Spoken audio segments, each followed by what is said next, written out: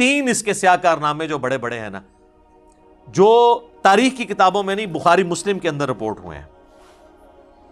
پہلا، خانہ کعبہ کے اوپر حملہ عبداللہ بن زبیر کو شہید کرنے کے لیے، کامیاب تو نہیں ہوا، بعد میں وہ شہید ہوئے عبد الملک بن مروان کے دور کے اندر، لیکن یہ غلاف کعبہ کا شہید ہونا یزید ابن معاویہ کے دور کے اندر خانہ کعبے پہ حملہ کر کے اس کی حرمت کو پامال کرنا، یہ صحیح مسلم میں حدیث موجود ہے 3245 نمبر۔ دوسرا واقعہ ہرہ، کیونکہ جب سیدنا حسین شہید کر دیے گئے تو اہل مدینہ نے بیعت یزید کی توڑ دی، انہوں نے کہا اب کون سا خیر باقی رہ گیا، تو اس کے ریونج میں یزید نے چڑھائی کر دی مدینے کے اوپر۔ جو یہ کہتے ہیں جی وہ یہ تاریخی باتیں ہیں جی 600 صحابیات جو ہیں وہ نعوذ باللہ ان کے ساتھ بدکاری ہوئی اور صحابہ قتل ہوئے، مسجد نبی میں گھوڑے باندھے گئے، اس کو تو چھوڑ دیں سر، آپ انکار کریں واقعہ ہرہ ہوا ہی نہیں ہے، پھر ہم آپ کو کہیں گے بخاری مسلم میں واقعہ ہرہ موجود ہے، ٹھیک ہے۔ بخاری میں یہ حدیث 2601 2959 4024 4906، مسلم 3339 3319 3323 سے جو ہے ٹیٹرا 3 تک، جس میں یعنی اہل مدینہ سے ریلیٹڈ احادیث بھی موجود ہیں کہ جو اہل مدینہ کو ڈرائے گا دھمکائے گا اس پہ اللہ کی لعنت، اللہ کے فرشتوں کی لعنت، تمام لعنت کرنے والوں کی لعنت، جو مدینے میں بدعت جاری کرے گا اس پہ اللہ کی لعنت، اللہ کے فرشتوں کی لعنت، تمام لعنت کرنے والوں کی لعنت، اللہ تعالیٰ نہ اس کو کوئی فرض قبول کرے گا قیامت والے دن، نہ کوئی نفل قبول کرے گا۔ واقعہ ہرہ کا ذکر موجود ہے، یزید نے قتل عام کیا، اور یہ واقعہ ہرہ اتنا سینسٹیو واقعہ ہے کہ اس کے اوپر پردہ ڈالا ہی نہیں جا سکتا۔ کہتے ہیں سلف کا فہم یہی وہ واقعہ ہے جس کی وجہ سے امام احمد بن حنبل نے یزید کے اوپر بڑے سخت کامنٹس کیے تھے، کیونکہ اس میں تو کئی صحابہ شہید ہوئے ہیں۔ وہی ابن جوزی کی کتاب کے اندر پوری سند کے ساتھ امام ابن جوزی نے الرد علی المتعصب العنید المانع من ذم یزید میں احمد بن حنبل کا قول نقل کیا، اور شیخ زبیر لزئی رحمہ اللہ تعالیٰ نے اسی کتاب سے حوالہ لیا ہے، بلکہ میری ویڈیو میں انہوں نے 1 to 1 مجھے پڑھ کے بھی بتایا تھا، اس وقت صرف عربی میں کتاب تھی۔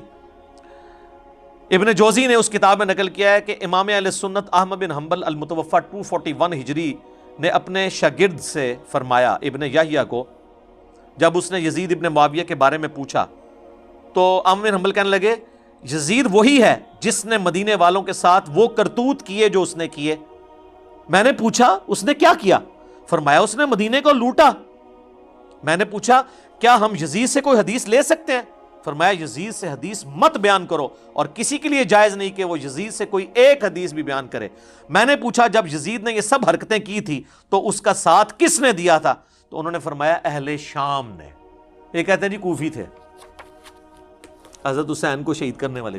بھئی وہ کوفہ کے اگر الفاظ بخاری میں آتے ہیں کہ عبداللہ بن عمر نے کہا کہ جب ان سے مکھی اور مچھر کا مسئلہ پوچھا گیا، انہوں نے کہا تم لوگ یہ بات کرتے ہو، تم نے تو حسین ابن علی کو شہید کر دیا جن کے بارے میں نے نبی علیہ السلام سے خود سنا تھا کہ حسن و حسین دنیا میں میرے 2 پھول ہیں، بخاری میں حدیث ہے۔ وہ کہتے ہیں وہ کوفیوں کو انہوں نے کہا۔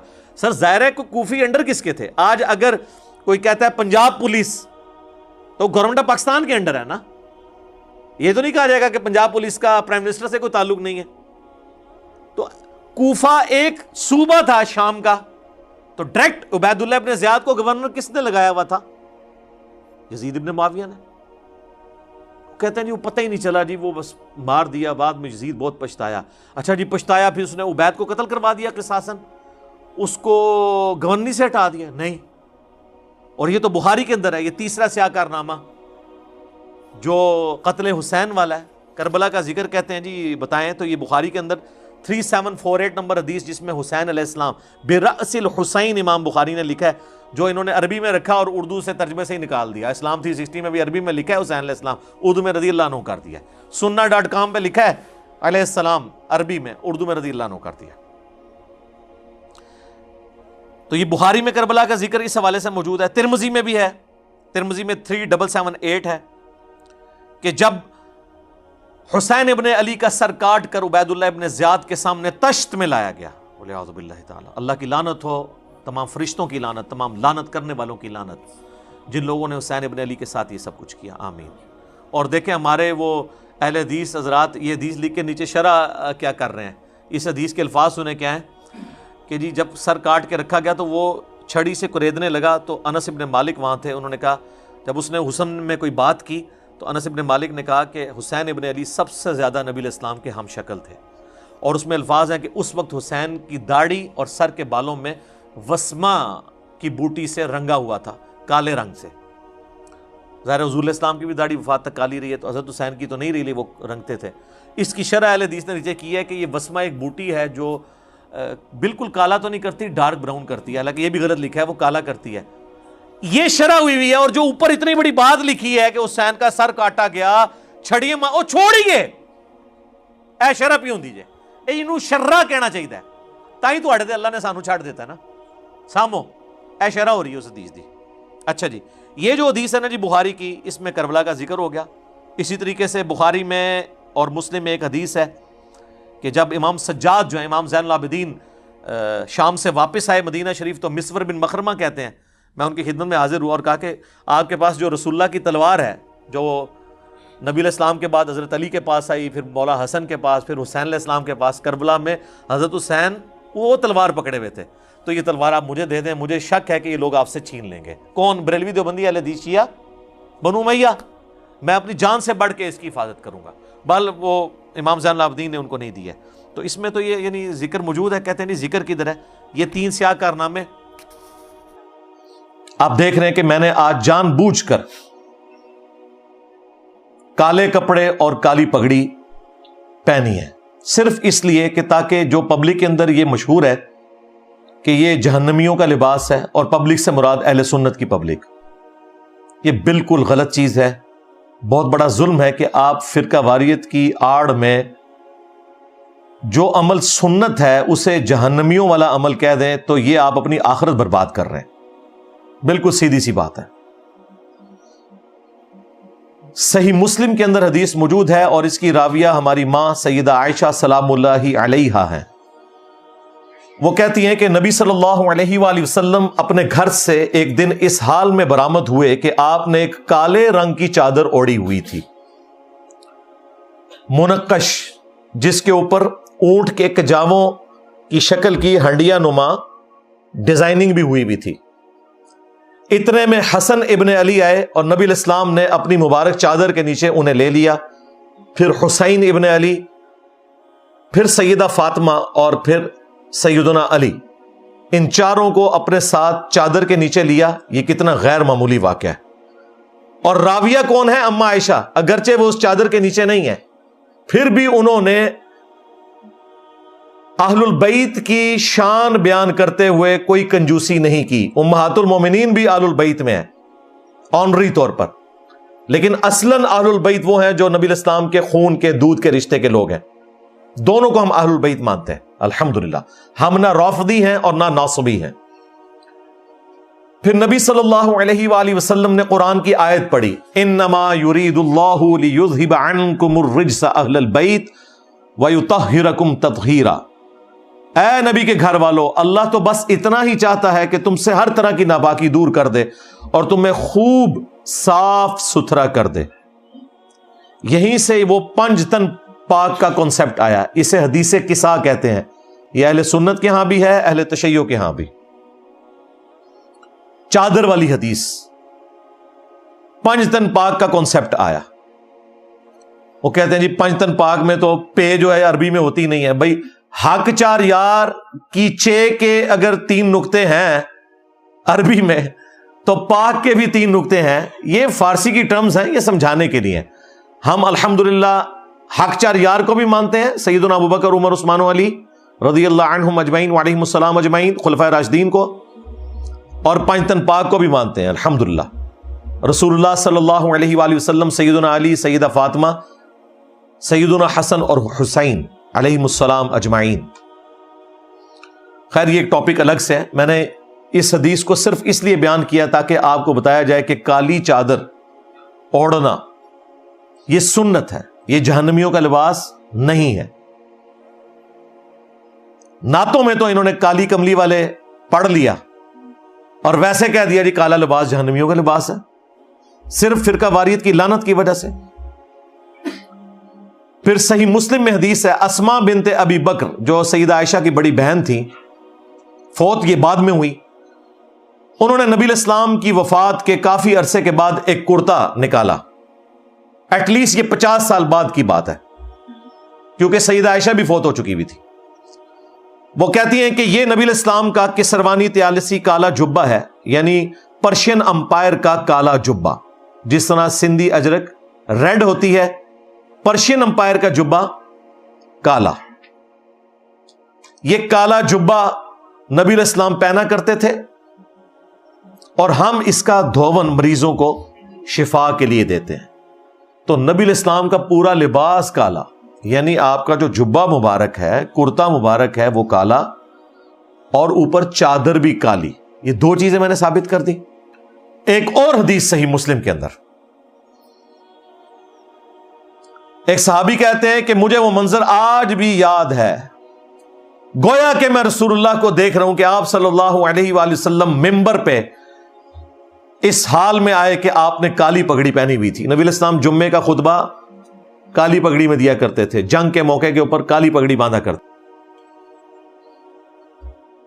ایک اور حدیث صحیح مسلم میں جابر بن عبداللہ کہتے ہیں نبی علیہ السلام فتح مکہ کے دن اس حال میں مکہ شریف میں داخل ہوئے کہ آپ نے احرام نہیں پہنا ہوا تھا، اور کالے رنگ کی پگڑی آپ نے سر مبارک پہ پہنی ہوئی تھی۔ تو کالے رنگ کی پگڑی، چادر، جبہ، سب کچھ ثابت ہو گیا۔ پھر کالے جھنڈوں کے اوپر تو یہاں لوگوں نے کتنی تنظیمیں بنا لی، جو مسند احمد میں ایک کمزور روایت ہے، لیکن اس کی صحیح سند موقوفاً المستدرک للحاکم میں موجود ہے، مشکات میں بھی یہ روایت موجود ہے۔ ثوبان جو صحابی تھے نبی علیہ السلام کے آزاد کردہ غلام، ان کا قول صحیح سند کے ساتھ ہے کہ نبی صلی اللہ علیہ وآلہ وسلم نے فرمایا، وہ کہتے ہیں کہ جب تم خراسان سے کالے جھنڈے آتے ہوئے دیکھو تو ان کا استقبال کرنا، ان میں اللہ کا خلیفہ مہدی ہوگا، یعنی خلیفۃ اللہ مہدی کا جھنڈا بھی کالا ہوگا۔ تو جہنمیوں کے ساتھ اس کا کوئی لینا دینا نہیں ہے، یہ جعلی روایتیں ہیں، خام خواہ خود سے گھڑ کے منسوب کر دی گئیں، اور جو حدیثیں بخاری مسلم میں لکھی ہوئی تھی انہیں انہوں نے پس پش ڈال دیا۔ یہ میں نے آپ کو اس فرقہ وارانہ دیگ کا ایک چاول کا دانہ آپ کو چکھایا ہے، یعنی کالے رنگ کے اوپر کتنی بڑی ایک پالیٹکس کھڑی ہوئی ہے۔ ان بے شرموں کو یہ شرم نہیں آئی کہ غلاف کعبہ کالا ہے۔ اگر یہ جہنمیوں کا لباس تھا اور اللہ تعالیٰ کو نفرت تھی تو غلاف کعبہ کالا نہ ہوتا، اور یہ نبی علیہ السلام سے پہلے سے غلاف کعبہ چڑھتا ہے، بخاری مسلم میں آیا ہے، اور وہی کنٹینیو آگے ہوا ہے کالے رنگ کا ہی۔ اور کالے میں برکت یہ ہوتی ہے کہ میلا کم ہوتا ہے، سفید کلر یا دوسرے کلر وہ جلدی میلے ہو جاتے ہیں، وہ بھی ثابت ہے، المستدرک للحاکم میں موجود ہے۔ حضرت عبد الرحمن بن عوف کہتے ہیں کہ میں نے کالی پگڑی باندھی ہوئی تھی، تو نبی علیہ السلام نے وہ پگڑی اتار کے مجھے سفید کلر کی پگڑی باندھی، ایک امن کے نشان کے طور پر، کیونکہ وہ جنگ کے لیے نبی علیہ السلام کے نمائندہ بن کے جا رہے تھے، اور اپنے مبارک ہاتھوں سے سفید پگڑی باندھ کے ایک چپے کے برابر اس کا شملہ چھوڑا، جس طرح یہ میں چھوڑتا ہوں، ایک چپے کے برابر بھی چھوڑ سکتے ہیں، لمبا بھی چھوڑ سکتے ہیں۔ نبی علیہ السلام سے 2 شملے چھوڑنا بھی ثابت ہے، دائیں اور بائیں۔ وہ جو میں نے حدیثیں آپ کو مسلم شریف کی بتائی فتح مکہ کے موقع پہ، اس میں 2 شملوں کا ذکر ہے۔ بہرحال شملہ ضرور چھوڑنا ہے، یہ سنت مبارکہ ہے، چھوٹا ہو، بڑا ہو، 1 ہو، 2 ہو۔ تو وہاں عبد الرحمن بن عوف کو نبی علیہ السلام نے سفید پگڑی باندھی۔ اس کا غلط رزلٹ نکال لیا شیعہ نے، انہوں نے کہا کہ جو سید ہیں وہ صرف کالی پہن سکتے ہیں، ادر دین سید جو ہیں وہ سفید پہنیں گے، اسی لیے عبد الرحمن بن عوف کو ان کی کالی پگڑی اتروا لی تھی نبی علیہ السلام نے۔ یہ بالکل غلط بات ہے، وہ بیسیکلی نبی علیہ السلام کی طرف سے سفیر بن کے جا رہے تھے۔ سفید کلر ایک امن کا نشان تصور کیا جاتا تھا، کالا رنگ جو ہے وہ ایک جنگی علامت تھی، نبی علیہ السلام نے انہیں سفید پگڑی باندھی۔ اس لیے آپ دیکھتے ہیں کہ آج کل جو شیعہ عالم آپ کو سفید پگڑی میں نظر آئے، آپ سمجھ لیں یہ سید نہیں ہے۔ ہاں، ساجد نقوی صاحب ہمیشہ کالی پگڑی باندھیں گے، جواد نقوی صاحب کالی پگڑی باندھیں گے کیونکہ سید ہیں۔ امین شہیدی صاحب جو ہر چینل پہ آپ کو نظر آتے ہیں، ان کو آپ کالی پگڑی میں کبھی نہیں دیکھیں گے، ہمیشہ سفید ہوگی۔ یعنی یہ اتنی بڑی فرقہ وارانہ، یعنی ایک فرقے کے اندر 2 سوچیں بناتی ہیں۔ کہ سید جو ہے وہ کالی باندھے گا, غیر سید سفید باندھے گا. اور بھائی سید ہو غیر سید ہو دونوں کے لیے, کالی ہو سفید ہو, یہ سنت ہے, کوئی بھی باندھ سکتے ہیں.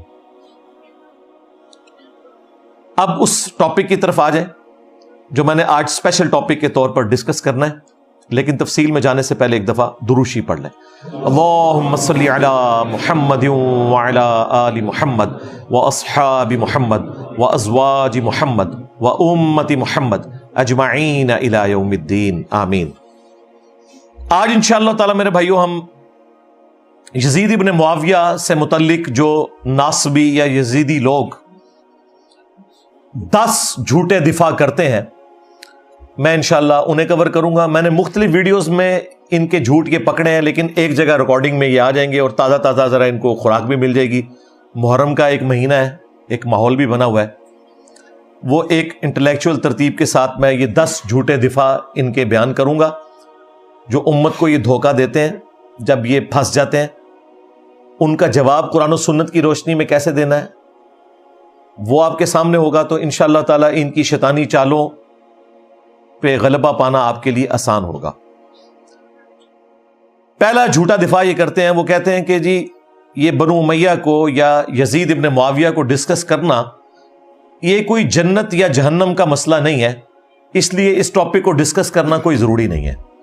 واہ, کل تک تو آپ لوگ شیعہ کو جہنمی ڈکلیئر کرنے کے لیے ہمیں خود ہی بتاتے تھے کہ سیدنا علی کا قول ہے جو صحیح سند سے ثابت ہے, نبی الاسلام سے بھی ثابت ہے لیکن وہ روایت کمزور ہے, جو حضرت علی کا قول صحیح سند سے فضائل صحابہ احمد بن حنبل کی کتاب میں موجود ہے.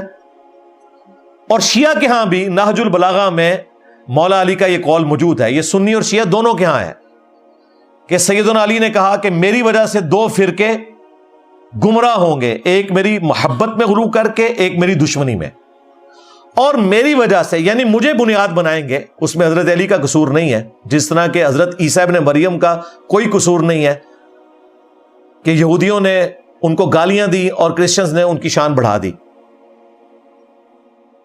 تو مجھے بنیاد بنا کے 2 فرقے جہنم میں چلے جائیں گے, ایک میری محبت میں غلو کر کے, ایک میری دشمنی میں. کل تک یہ سارے مولوی ہمیں بتاتے تھے کہ دیکھا یہ 2 فرقے جہنم میں جائیں گے, تو محبت میں غلو کرنے والے یہ شیعہ رافضی ہیں. جب ہم پوچھتے تھے یہ دوسرے کون ہیں, اللہ معافی دے آپا, نہیں وہ خارجیوں کا ایک گروہ تھا نا. سنن نبی داؤد میں حدیث ہے قیامت تک نکلیں گے یہ خارجی, اور ان کا آخری گروہ دجال کے ساتھ مل کے مسلمانوں کے خلاف قتال کرے گا. شیعہ قیامت تک ہیں, رافضی قیامت تک ہیں, اور ناصبی جو حضرت علی کے دور میں ختم ہو گئے سرکار, وہ بھی قیامت تک ہیں. اصل میں وہ آپ خود ہو نا, آپ سے مراد سنیوں میں اس قسم کے لوگ ہیں, شیعہ میں بھی اس قسم کے غالی رافضی موجود ہیں. دونوں کو اپنے گھروں کی صفائی کی ضرورت ہے. تو کل تک تو ہماری جہنم اور جنت جڑی ہوئی تھی انہی چیزوں کے ساتھ. اب جب کھرا آپ کے گھر بھی نکل آیا تو اب آپ کہتے ہیں کہ جی اس کا کوئی ہماری جہنم یا جنت کے ساتھ ہے. بالکل ہے جی, المستدرک للحاکم میں حدیث ہے, نبی علیہ السلام نے فرمایا اگر کوئی شخص پوری زندگی حجر اسود اور مقام ابراہیم کے درمیان نمازیں پڑھتا رہے خانہ کعبہ شریف میں پوری زندگی, اور روزے رکھتا رہے, لیکن قیامت کے دن اللہ تعالیٰ کے ساتھ اس حال میں ملاقات کرے کہ ہم اہل البیت کا بغض اس کے دل میں ہو, تو اللہ تعالیٰ اسے ضرور جہنم کی آگ میں داخل کرے گا. آپ کہہ رہے ہیں مسئلہ ہی کوئی نہیں ہے, جہنم اور جنت تو جڑی ہوئی ہے, ایمان جڑا ہوا ہے. صحیح مسلم کی حدیث, علی سے محبت نہیں رکھے گا مگر مؤمن, علی سے بغض نہیں رکھے گا مگر منافق. ہاں, اگر آپ یہ سمجھتے ہیں یہ تھیوریٹیکل باتیں ہیں تو جناب محرم کا مہینہ شروع ہو چکا ہے. آپ کسی سنی کو یہ حدیث بھیج دیں مسلم شریف کی, علی سے محبت نہیں رکھے گا مگر مؤمن, علی سے بغض نہیں رکھے گا مگر منافق. آگے دیکھیں وہ پھدکتا کیسے ہے. یا کسی سنیوں کی مسجد میں, بریلوی ہوں, دیوبندی ہوں, اہل حدیث ہوں, ایک چارٹ پہ یہ حدیث لکھ کے نیچے لکھیں صحیح مسلم 240 لگا دیں, شام تک وہاں ہنگامہ نہ کھڑا ہو, مجھے پکڑ لیجیے گا, آپ کو پتا چل جائے گا. لیکن یہی جعلی روایت بنا کے حضرت ابوبکر عمر عثمان کے بارے میں لکھ کے لگا دیں بغیر والے کے, کچھ بھی نہیں ہوگا. یہ لٹمس ٹیسٹ ہے, آپ کو پتا چل جائے گا کہ ان کے اندر کس قدر غیر محسوس طریقے سے ناسبیت آئی ہوئی ہے. وہ ہوتا یہ ہے کہ انسان کو اپنی برائی نظر نہیں آتی، اس نے چشمہ دوسرا لگایا ہوتا ہے. تو اللہ کے فضل سے ہم دونوں کو آڑے ہاتھوں لیتے ہیں، خواہ وہ رافضی ہوں شیعہ میں موجود یا ناصبی ہوں سنیوں میں موجود، بریلوی دیوبندی اہل حدیث کے اندر. جھوٹا دفاع نمبر 2، یہ اکثر علماء نا روب ڈالتے ہیں. ہمارے جو بزرگ ہیں طارق جمیل صاحب، انہوں نے بھی، حالانکہ انہیں سب کچھ پتا ہے، اور میری ان کے ساتھ کئی ایک پرسنل ڈسکشن ہے بنو امیہ کے اوپر، میں وہ بتانا نہیں چاہتا، انہیں سب کچھ پتا ہے، لیکن ظاہر ہے کہ دلیری دکھانا ہر بندے کا کام نہیں ہے.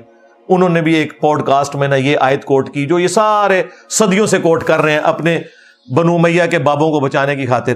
تلک امۃ قد خلت لہا ما کسبت ولکم ما کسبتم ولا تسألون عما كانوا يعملون، کہ وہ ایک امت تھی گزر گئی، ان کے لیے ان کے اعمال، تمہارے لیے تمہارے اعمال، تم سے نہیں پوچھا جائے گا کہ انہوں نے کیا کیا. تو کہتے ہیں ہم سے کہاں پوچھا جائے گا یہ کہ وہ کیا کرتے تھے، ہم سے کوئی قیامت کے دن اس قسم کا سوال نہیں ہونا. اور آیت کو مس کوٹ کرتے ہیں.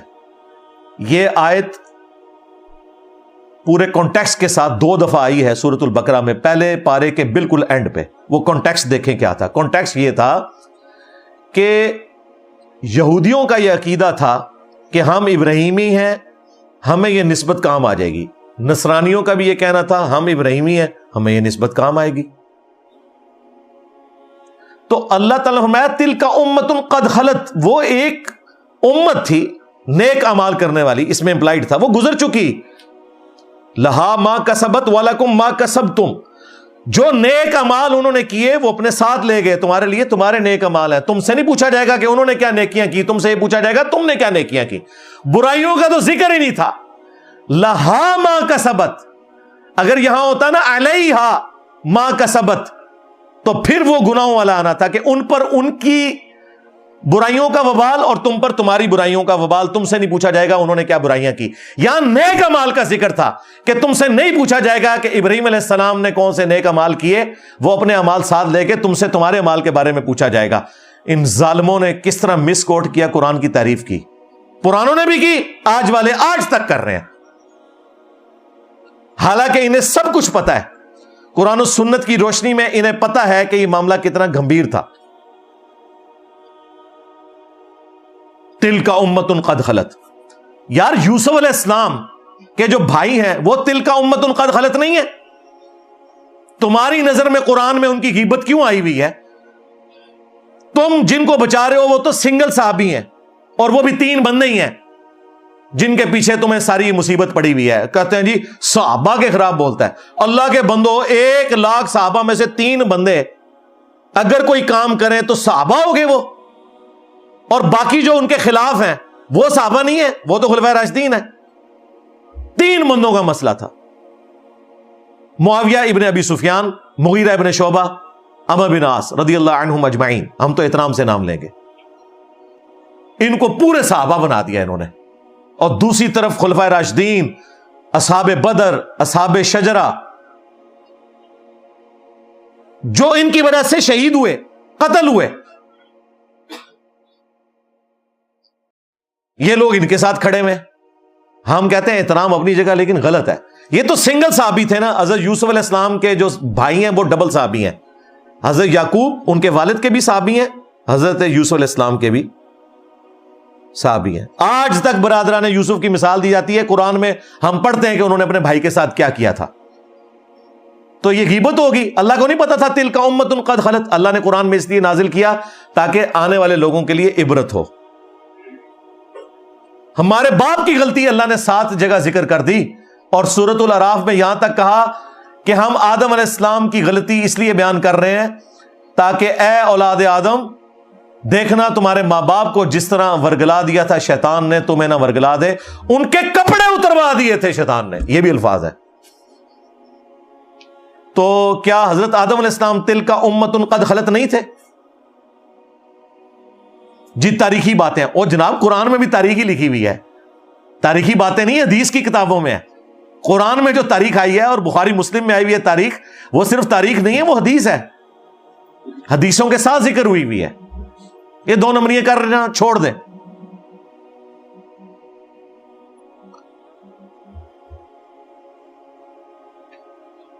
پھر اسی کانٹیکسٹ میں جو غدیر خم کی حدیث ہے صحیح مسلم میں اوپر تلے 4 احادیث، نبی الاسلام نے اپنی وفات سے 3 مہینے پہلے خطبہ دیا آلموسٹ، مکے سے مدینے آتے ہوئے خم نامی ایک گاؤں میں۔ الفاظ ہی کنکلوڈنگ ہے، اے لوگوں آگاہ ہو جاؤ، میں بھی ایک انسان ہوں، قریب ہے کہ اللہ کا قاصد یعنی موت کا فرشتہ میرے پاس آئے اور میں اس کی دعوت قبول کر لوں۔ میں اپنے بعد تم میں 2 بھاری چیزیں چھوڑ کے جا رہا ہوں، ان میں سے پہلی چیز اللہ کی کتاب ہے، اس میں ہدایت ہے، اس میں نور ہے، تم اللہ کی کتاب کو پکڑو، اپنا تعلق اس کتاب کے ساتھ مضبوط کرو۔ اللہ کی کتاب اللہ کی رسی ہے، جو اسے پکڑے گا ہدایت پر ہوگا، جو چھوڑ دے گا گمراہ ہو جائے گا۔ وَاعْتَصِمُوا بِحَبْلِ اللَّهِ جَمِيعًا وَلَا تَفَرَّقُوا، یہ ہے اللہ کی رسی۔ جو یہ کہتے ہیں جی وہ رسی میں اتنے بل ہوتے ہیں، ایک بزرگوں کا بل ہے، ایک فلاں کا بل ہے، اور لے جاؤ، اللہ کے نبی کہہ رہے ہیں قرآن اللہ کی رسی ہے، تہاڈی تشریحاں تہاڈیاں تفسیراں تہاڈے منہ تے۔ پھر فرمایا دوسری بھاری چیز میرے اہل البیت ہیں، میں اپنے اہل البیت کے معاملے میں تمہیں اللہ کا خوف دلاتا ہوں، میں اپنے اہل البیت کے معاملے میں تمہیں اللہ کا خوف دلاتا ہوں۔ یہ جملہ آپ نے 3 دفعہ فرمایا، یعنی میرے بعد ان کے ساتھ حسن سلوک کرنا۔ اور اسی حدیث میں پھر موجود ہے، زید بن ارقم کہتے ہیں یہاں اہل البیت سے مراد آل علی، آل عقیل، آل جعفر، آل عباس ہے، کیونکہ تابعین نے کہا امہات المومنین، ان کا امہات المومنین بھی ہے، لیکن یہاں وہ مراد نہیں ہے، وہ بھی اہل البیت ہے۔ پھر ایک روایت میں مسلم شریف میں ساتھ ہی آیا کہ بیوی کیسے اہل البیت ہو سکتی ہے، یہ اس وقت تک اہل البیت ہے جب تک وہ خامند کے عقد میں ہو، جب خامند اسے طلاق دے دے، اگرچہ نبی علیہ السلام نے کسی بیوی کو طلاق نہیں دی، لیکن زید بن ارقم کو اترنا پڑا اس لیول پہ اس وقت کے ناسبیوں کو جواب دینے کے لیے کہ اصلاً اہل البیت دودھ اور خون کے رشتے کے لوگ ہیں، بیویاں اصلاً اہل البیت نہیں ہیں، وہ اس وقت تک اہل البیت ہیں جب تک عقد میں ہو۔ اور الحمدللہ ساری بیویاں دنیا اور آخرت میں نبی علیہ السلام کی بیویاں ہیں الحمدللہ، لیکن یہ بات کھولنی پڑی۔ تو نبی علیہ السلام کہہ رہے ہیں کہ میں اہل البیت کے بارے میں تمہیں اللہ کا خوف دلاتا ہوں، یعنی ڈر جانا۔ اس زمانے میں اہل البیت کے ساتھ حسن سلوک یہ تھا کہ مولا علی کا ساتھ دیا جاتا جنگ صفین میں، اور کربلا میں سیدنا حسین کا۔ اور آج اہل البیت کے ساتھ حسن سلوک یہ ہے کہ آج جو بنو امیہ کے خدمت گزار ہیں انہیں ایکسپوز کیا جائے۔ اس زمانے میں ہم ہوتے تو حضرت علی اور حسین ابن علی کے ساتھ مل کر تلوار اٹھا لیتے ان کے دشمنوں پر۔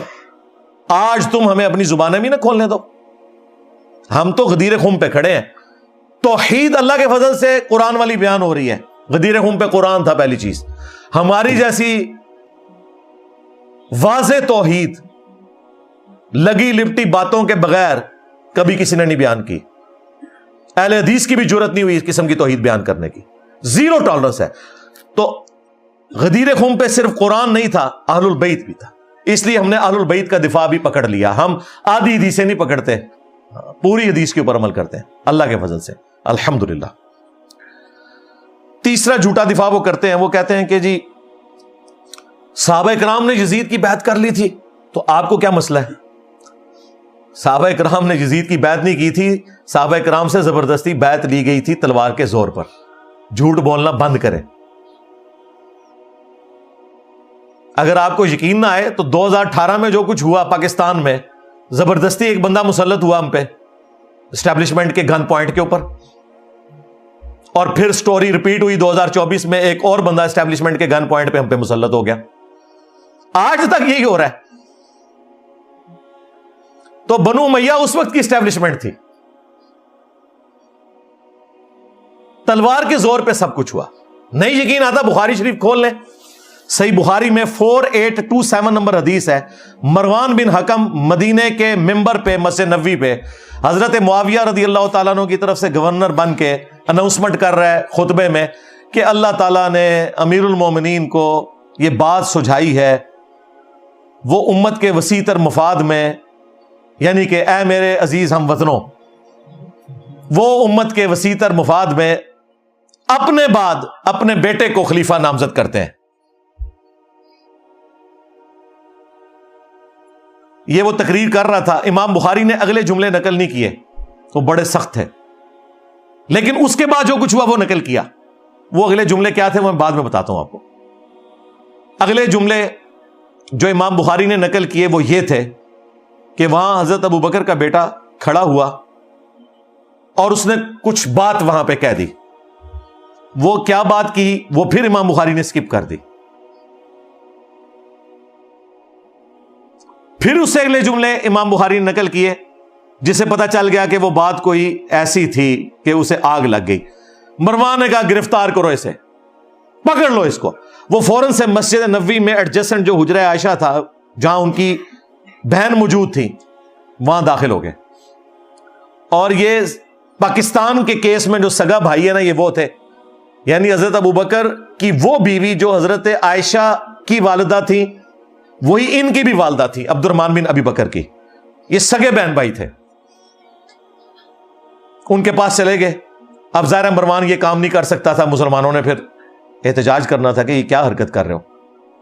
باہر سے اس نے کہا اوے ابو بکر کے بیٹے تیرے بارے میں قرآن میں آیت نازل ہوئی تھی نا کہ یہ کافر کہتا ہے کہ میرے ماں باپ جو مجھے یہ کہتے ہو کہ مرنے کے بعد دوبارہ زندہ کیا جاؤں گا, یہ اگلے لوگوں کی کہانی ہے. ابو بکر کے بیٹے کہ تیرے بارے میں قرآن میں آیت نازل ہوئی تھی. توبہ توبہ. یہ بنو امیہ کے خدمت گزار یہ ہیں گستاخان خلفائے راشدین. جب اس نے یہ بات کی تو سیدہ عائشہ اندر تڑپ اٹھی. انہوں نے کہا اس کو خاموش ہو جا, آل ابی بکر کے بارے میں کوئی قرآن کی آیت نازل نہیں ہوئی سوائے جو میری برات میں سورہ نور کی آیات نازل ہوئی تھی جب مجھ پہ جھوٹی تہمت لگائی گئی. بخاری میں اتنا آتا ہے, المستدرک للحاکم میں اور المعجم الکبیر طبرانی میں اور باقی کتابوں میں اس روایت کی فلنگ ان دا بلینکس موجود ہے جو اللہ کے فضل سے حافظ ابن کثیر نے سورۃ الاحقاف کی آیت نمبر 17 جو کوٹ کی تھی مروان نے غلط, اس کے کانٹیکسٹ میں وہ سارے طرق ایک جگہ جمع کر دی ہیں. لہذا بریلوی دیوبندی اہل حدیث تینوں کو کوئی اعتراض نہیں ہوگا. وہ فل ان دا بلینک یہ تھی کہ اس وقت مروان نے یہ کہا کہ ابو بکر نے بھی تو عمر کو خلیفہ نامزد کیا تھا نا, تو حضرت معاویہ اپنے بیٹے یزید کو بنانا چاہتے ہیں.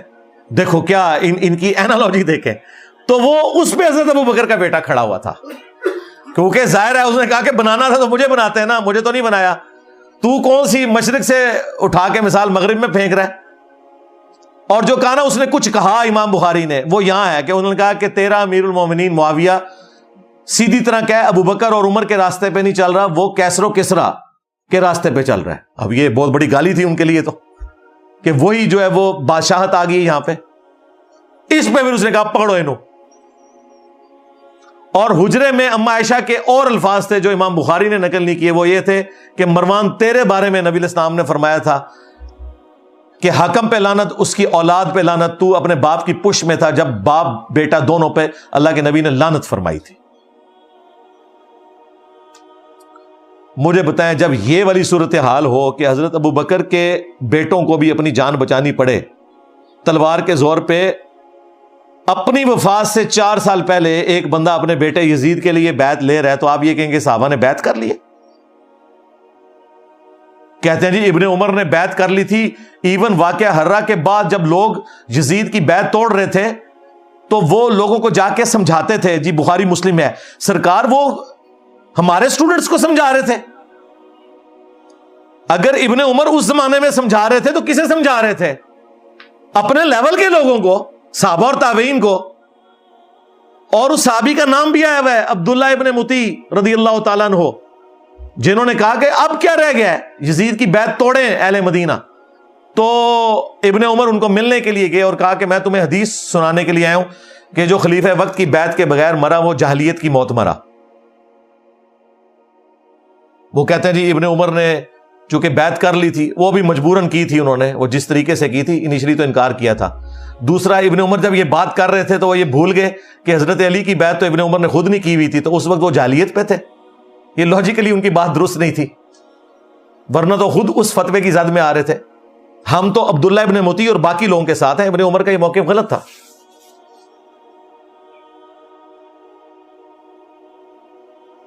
اور پھر دیکھیں ابن عمر کے ساتھ اسی بنو امیہ نے کیا کیا. صحیح بخاری میں ہی موجود ہے, انہیں حج میں احرام کی حالت میں پاؤں میں زخم کیا گیا ایک نیزے کے ذریعے جو زہر آلود تھا, اسی میں وہ شہید ہو گئے. اور آخری دنوں میں حجاج ابن یوسف ان کی جب عیادت کے لیے آیا تو بخاری کے الفاظ ہیں, اس نے پوچھا کہ حضرت مجھے پتہ چل جائے نا آپ کا قاتل کون ہے تو میں اسے نہیں چھوڑوں گا. انہوں نے کہا میرا قاتل وہ ہے جس نے احرام کی حالت میں نیزے اور تلواریں لانے کی اجازت دی ہیں, جس میں اجازت ہی نہیں ہے. آپ نے خالی ہاتھ آنا ہے، یعنی کہ تو دیکھیں بنو امیہ ہی قاتل بنی خود ابن عمر کی. اسی لیے آخری وقت میں جا کے ابن عمر کو اندازہ ہو گیا کہ یہ لوگ ڈی ٹریک ہیں. المستدرک للحاکم میں یہ حدیث موجود ہے، مجموع الزوائد میں موجود ہے. امام حیثمی جو ابن حجر اسقلانی کے استاد ہیں، انہوں نے مجموع الزوائد میں اس کی سند کو صحیح کہا کہ ابن عمر آخری عمر میں افسوس کرتے تھے اور وہ کہتے تھے کہ مجھے نماز روزہ چھوڑنے کے اوپر کوئی افسوس نہیں، میں نے اس طرح کا کوئی کام نہیں کیا سوائے ایک چیز کے کہ میں نے حضرت علی کے ساتھ مل کر فیہ باغیہ کے خلاف قتال نہیں کیا، اس باغی گروہ کے خلاف جو مجھے کرنا چاہیے تھا. کون سا باغی گروہ؟ جو بخاری میں ہے، عمار تجھے ایک باغی جماعت قتل کرے گی، تو انہیں اللہ اور جنت کی طرف بلائے گا، وہ جماعت تجھے جہنم کی طرف بلائے گی. یعنی حضرت علی کی جماعت کو نبی علیہ السلام نے جنت کی طرف بلانے والی جماعت اور ان کے مخالفین کو جہنمی جماعت نہیں کہا، جہنم کی طرف بلانے والی، کیونکہ خلیفۃ المسلمین کی مخالفت. یہ ایک الگ سے ٹاپک ہے، میری کئی ایک ویڈیوز ہیں، وہ پچھلی والی ویڈیو دیکھ لیں، پچھلے محرم والی، کربلا کیوں ہوئی. تو آپ یہ دیکھیں، یہ بالکل واضح احادیث ون سائیڈڈ مقدمہ پیش کر رہی ہیں. جن ابن عمر کی بنیاد کے اوپر انہوں نے اتنا ہنگامہ کھڑا کیا ہوا تھا، وہ ابن عمر تو آخری وقت میں اپنے پرانے اعمال کے اوپر شرمندہ ہے اور یہ کہہ رہے ہیں جی ابن عمر نے یزید کی بیعت کر لی تھی. جو مخالفین تھے ابن عمر کے وہ بھی صحابہ اور تابعین تھے، ان کی رائے کا کوئی احترام نہیں کرتے. یعنی میٹھا میٹھا ہپ ہپ تے کوڑا کوڑا تھو تھو، اسی کے اوپر کہا جاتا ہے. اسی کانٹیکسٹ میں بخاری میں ایک حدیث ہے، حضرت عمر نے پہلے ہی پیش گوئی کر دی تھی، 6830. حضرت عمر نے جب آخری حج اپنا کیا، اس کے بعد ان کو اگلا سال نصیب نہیں ہوا، تو وہاں منا میں حضرت عمر تک کسی نے یہ بات پہنچائی کہ لوگ یہاں چیما گوئیاں کر رہے ہیں کہ جب عمر مر جائے گا تو ہم فلاں شخص کو اپنا خلیفہ چن لیں گے. حضرت عمر کو اتنا غصہ آیا، انہوں نے کہا میں ادھر ہی خطبہ دوں گا کہ مسلمانوں کے مشورے کے بغیر انہوں نے پہلے ہی طے کر لیا کسے خلیفہ بنانا ہے. تو عبد الرحمن بن عوف نے کہا کہ حضرت یہاں ہر طرح کے لوگ آئے ہیں، آپ مسجد نبوی میں جا کے خطبہ دیں. یہ چند لوگوں کے سامنے بات ہوئی ہے، آپ اس کو عام نہ کریں. اور میں دعوے سے کہتا ہوں کہ اگر یہ یوٹیوب پہ کلپ آیا ہوتا نا اس زمانے میں، تو حضرت عمر نے اسی ٹائم یوٹیوب پہ کلپ اپنا چڑھانا تھا، رپلائی ٹو کر کے. خیر مدینہ شریف آئے، ابن عباس کہتے ہیں کہ میں ممبر کے اتنے قریب تھا کہ میرا گھٹنا ٹچ کر رہا تھا، اور میں ساتھیوں سے کہہ رہا تھا آج حضرت عمر نے پھٹے چک دینے نے، بڑے غصے نے. اور بڑا لمبا انہوں نے خطبہ دیا، اس میں یہ بھی الفاظ تھے کہ دیکھنا ابو بکر کی خلافت جس طریقے سے منعقد ہوئی وہ کیٹاسٹرافک کنڈیشن تھی، مستقبل میں اسے دلیل نہ بنایا جائے. یعنی حضرت عمر مانتے تھے کہ اس طریقے سے حضرت ابو بکر کو خلیفہ نہیں چنا جانا چاہیے تھا. لیکن وہ سعد ابن عبادہ اور جو باقی معاملات ہوئے سقیفہ بنی ساعدہ میں، وہ الگ سے ایک ٹاپک ہے. انہوں نے کہا کہ یہ مستقبل میں دلیل نہیں ہوگی، مسلمانوں کے مشورے کے بغیر کسی کو خلیفہ نہ چننا. حضرت عمر بھی حضرت ابو بکر نے صحابہ سے مشورہ کر کے، صحابہ نے کہا تھا کہ آپ نامزد کریں، اس کے بعد مشورہ ہوا ہے، یہ زبردستی مسلط نہیں کیا گیا. پھر حضرت عمر نے تو 6 رکنی کمیٹی بنائی، کیونکہ ان 6 سے بہتر لوگ کوئی نہیں تھے. بخاری میں موجود ہے یہ 6 لوگ وہ ہیں جن سے رسول اللہ اپنی وفات تک راضی رہے. تو سیدنا عمر رضی اللہ تعالیٰ عنہ نے کہا کہ حضرت ابو بکر کی خلافت کو دلیل نہ بنانا، یاد رکھنا جب بھی مسلمانوں کے مشورے کے بغیر کسی کو خلیفہ چنا گیا تو اس کا انجام قتل و غارت ہوگا. یہ قتل و غارت ہوئی ہے. یہ کہتے ہیں جی یزید خلیفہ وقت تھا تو حضرت حسین نے بغاوت کی ہے، نعوذ باللہ. جو خلافت قائم ہی نہ ہو اس کے بارے میں یہ کہنا اس کے خلاف خروج ہوا ہے. یعنی مزارات جو بنانا ہی حرام تھے اسے کہنا کہ مزارات شہید ہو گئے. مزار تو شہید نہیں ہوں گے، وہ بنانا ہی حرام تھے. مسلم شریف میں حدیث میں تو میں منع کرتا ہوں قبروں کو پکا کرنے سے، قبروں پہ عمارت بنانے سے اور قبروں پہ بیٹھنے سے. مجاور بن کے بیٹھنا بھی حرام ہے، ویسے بیٹھنا بھی حرام ہے. لہذا یہ کانسیپٹ بالکل کلیئر ہے. جھوٹا دفاع نمبر 4، وہ کہتے ہیں جی یزید تو تابعی تھا جی، حضرت معاویہ کا بیٹا ہے، اور جامعہ ترمذی میں حدیث ہے جس نے مجھے دیکھا اسے بھی جہنم کی آگ نہیں چھوئے گی، اور جس نے میرے دیکھنے والے کو دیکھا یعنی صحابی کو دیکھا اور وہ ہو گیا تابعی، اسے بھی جہنم کی آگ نہیں چھوئے گی. تو کہتے ہیں جی یزید تو بخشا بخشا ہے. واہ، بخشا بخشا ہے. پھر حجاج بن یوسف بھی بخشا بخشا ہے، وہ تابعی نہیں ہے. جتنے جھوٹے راوی ہیں میجورٹی ان کی تابعین میں موجود ہے. قانوناً وہ تابعی تھے, ظاہر ہے کلمہ گو تھے. خوارج کون تھے؟ تابعین ہی تھے, اہل قبلہ تھے, اہل کلمہ تھے. مولا علی نے انہیں کافر نہیں کہا. ہاں, پوچھا گیا کافر ہے مصنف ابن ابی شیبہ میں, کہا نہیں کافر نہیں ہے. پوچھا گیا منافق ہے, کہا منافق نہیں ہے. منافق تو بڑا تھوڑا ذکر کرتے ہیں اللہ کا, یہ تو اتنی لمبی نمازیں پڑھتے ہیں. پوچھا گیا پھر کیا ہے؟ ظاہر ہے جب کافر نہیں منافق نہیں تو پھر مسلمان ہی ہے. ان کا یہ ایک گروہ ہے جنہوں نے ہم سے بغاوت کی ہے, ہم میں سے ہی نکلا ہوا ایک گروہ ہے. تو خوارج بھی تابعین ہے. لیکن مسند احمد میں موجود ہے, نبی علیہ السلام نے کہا کہ خوارج جہنم کے کتے ہیں. کیوں؟ اپنے اعمال کی وجہ سے. تو اس طرح نہیں کوئی فضیلت ثابت ہو جاتی. حجاج جو اتنے صحابہ کا قاتل ہے اسے آپ تابعی کہیں گے؟ تابعی تو ہے قانوناً, وہ ظاہر مسلمانوں کا گورنر تھا. لیکن مسلم شریف اٹھا کے دیکھیں, اسماء بنت ابی بکر نے کہا تھا حجاج ہم نے نبی علیہ السلام سے سنا تھا کہ بنو ثقیف میں ایک کذاب ہوگا اور ایک ظالم. کذاب تو ہم دیکھ چکے, ظالم تو ہے. یہ فضیلت ہے, لو سامو. اور مسلم شریف میں موجود ہے اس ظالم نے عبداللہ ابن زبیر کو شہید کیا, ان کی لاش لٹکا دی مکہ شریف میں اور یہودیوں کے قبرستان میں پھینکی, اور ان کی ماں کو بلا کے کہا جو حضرت ابوبکر کی بیٹی تھی بڑی, اما عائشہ سے بھی بڑی, اسماء کو, کہ دیکھو میں نے تیرے بیٹے کے ساتھ کیا کیا. تو انہوں نے فرمایا کہ تو نے میرے بیٹے کی دنیا برباد کی, میرے بیٹے نے تیری آخرت برباد کر دی ہے. ظالم انسان. یہ مسلم شریف ہے, مولانا شریف نہیں ہے. تو حجاج بھی پھر تابعی ہے, اسے بھی جہنم کی آگ نہیں چھوئے گی. نہ انہیں قرآن کا پتہ, نہ انہیں سنت کا فہم, نہ انہیں فقہ آتی ہے. صرف ایک بنو امیہ کی چاکری کرنی ہے, چاہے انہیں قرآن و سنت کا انکار کرنا پڑے, جھوٹی روایتیں گھڑنی پڑے, انہوں نے گھڑنی ہے. جو واضح احادیث ہیں ان کا انہوں نے انکار کرنا ہے. اس طریقے سے یہ لوگ لے کے چلتے ہیں. اچھا, مزے کی بات میں آپ کو بتاؤں, آج سے آلموسٹ 800 سال پہلے امام ابن جوزی گزرے ہیں رحمہ اللہ تعالی, المتوفى 597 ہجری. یہ شیخ عبد القادر جیلانی المتوفى 561 ہجری کے شاگرد بھی ہیں. محدثین میں بڑا مقام ہے ابن جوزی کا. یہ ابن قیم جوزی نہیں ہے جو ابن تیمیہ کا شاگرد ہے, یہ ابن تیمیہ سے بھی 200 سال پہلے گزرے ہیں. ابن تیمیہ بھی انہیں بہت بڑا محدث مانتے ہیں. انہوں نے الموضوعات, بڑی گھڑی ہوئی بڑی بڑی حدیثیں, وہ کتاب بھی لکھی ہے جس میں انہوں نے یہ بھی لکھا ہے کہ جو حدیث حضرت معاویہ کی شان میں ہوگی نا, یہ بھی اس بات کی نشانی ہے کہ یہ گھڑی ہوئی حدیث ہے. گھڑی ہوئی حدیثوں کی کچھ نشانیاں بتائیے, ان میں سے ایک یہ بتائیے جو حضرت معاویہ کی شان میں ہوگی نا تو سمجھ لو کہ یہ گھڑی ہوئی حدیث ہے. اب یہ بہت بڑے محدث ہیں. ان کے زمانے میں ایک ناصبی تھا عبد المغیث, اس نے یزید کے فضائل کے اوپر کوئی رسالہ لکھا. تو ابن جوزی غصے میں آئے, انہوں نے ایک کتاب لکھی جو کتاب محدثین کے ہاں اتھینٹک مانی جاتی ہے. ابن تیمیہ نے بھی اس کی تعریف کی ہے, ابن کثیر نے بھی کی ہے.